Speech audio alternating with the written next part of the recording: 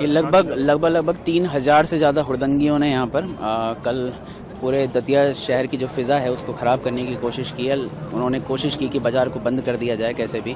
साथ में यहाँ पे चक्का जाम के लिए लगभग शाम को 6 बजे से ये सभी लोग यहाँ पर बैठे हुए हैं और इनको बार बार कलेक्टर साहब और मेरे द्वारा समझाइश दी गई है कि यहाँ से चले जाएं और चक्का ये जो जाम किया है उसको पूरा खोल दिया जाए जिससे यातायात का आवागमन हो सके। इस कारण से कई सारे जो महिलाएँ और बच्चे हैं उन लोगों ने बहुत सफ़र किया। लगभग 15 किलोमीटर से अधिक का जाम लगा जिससे सीमावर्ती जो ज़िले हैं उनको भी बहुत अफेक्ट होना पड़ रहा है। इसकी वजह से इनको बार बार समझाइश दी जा रही थी। इसी क्रम में लगभग 4 बजे समझाइश देने के पश्चात इन्होंने अचानक पुलिस पे पथराव शुरू किया।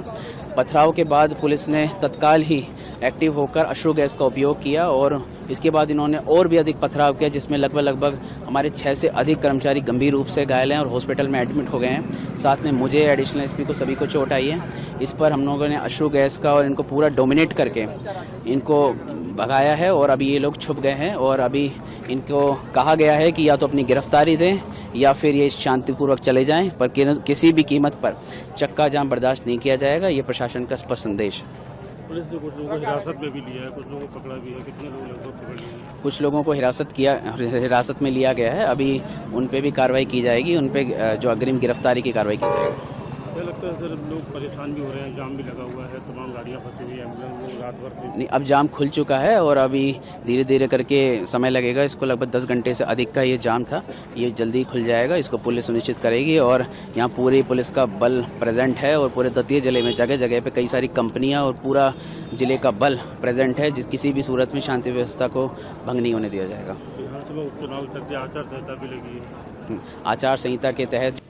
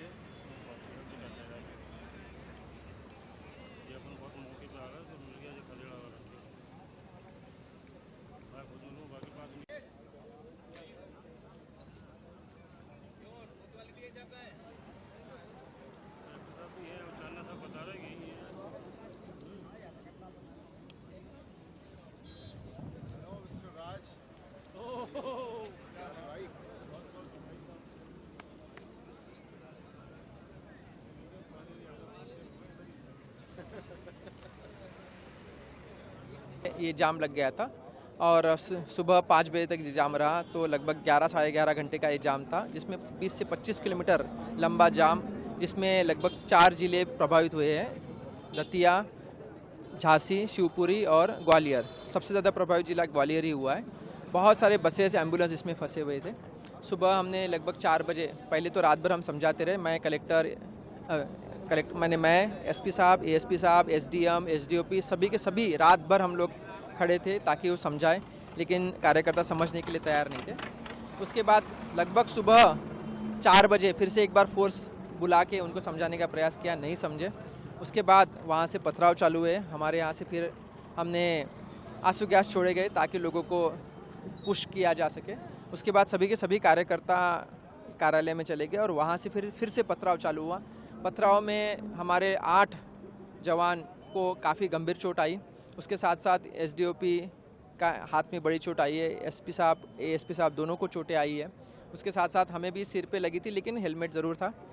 तो सभी को बहुत सारी चोटें आई है। गाड़ियाँ उल्टी कर दी गई, कांचे फोड़े गए, लगभग पुलिस की 3-4 गाड़ियों के कांच फोड़े गए, ट्रकों के कांच फोड़े गए। तो बहुत सारी हिंसा हुई है, लेकिन इन सब में हमारे दतिया प्रशासन, पुलिस की तरफ से कोई भी लाठीचार्ज नहीं किया गया, पथराव नहीं किया गया, क्योंकि सभी मीडिया उपस्थित थी, तो सभी ने वीडियोग्राफी लगातार चल रही थी।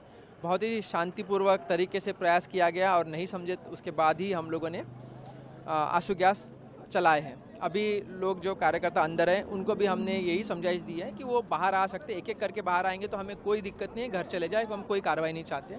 लेकिन अगर नहीं समझते और 5-5, 10-10 की संख्या में बाहर आना चाहते हैं तो हम भी कार्रवाई के लिए तैयार हैं, हम सख्ती से निपटेंगे। जिले में आचार संहिता लगी हुई है, उसके बावजूद भी इस तरह की अफवाह रहती है। आचार संहिता लगी है, बाउंडेशन बिल्कुल रहता है कि ऐसी चीज़ें होनी नहीं चाहिए, लेकिन आचार संहिता से बहुत ज़्यादा ज़रूरी है कि हाईवे अगर जाम होता है तो बहुत सारे परिवारों को मुश्किल होती है, तो उसको भी हमें देखना है।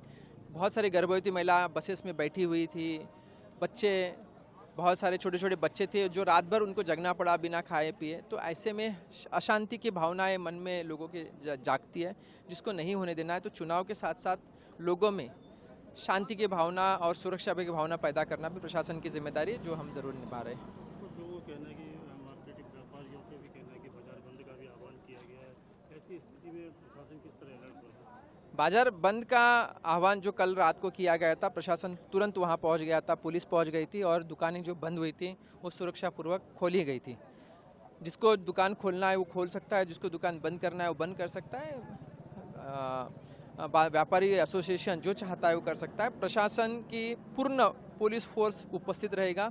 कोई भी शांति भंग करने वाली कोई भी घटना को रोका जाएगा, और अगर ऐसा कोई फिर भी करना है तो हम लोग ज़रूर उस पर कार्रवाई करेंगे। कार्यकर्ताओं या इनका जो भी लोडर है, जो आप लोगों की बातचीत हुई, क्या समाधान निकल के आ पा रहा है? जो भी टिकट का ये प्रश्न था, टिकट किसको मिलता है, इसमें प्रशासन का कोई ना रोल है ना कोई लेना देना है। हम लोगों को चुनाव करना है, हम लोग चुनाव से मतलब रखते हैं और चुनाव में हम शांति चाहते हैं। टिकट उनको जो भी जिससे मांगना है, वो शासन हो या दिल्ली से मांगना है, वो उनका अलग निजी मामला है, लेकिन उसमें प्रशासन या लोगों को परेशान ना करे, यही सिर्फ मेरा निवेदन है।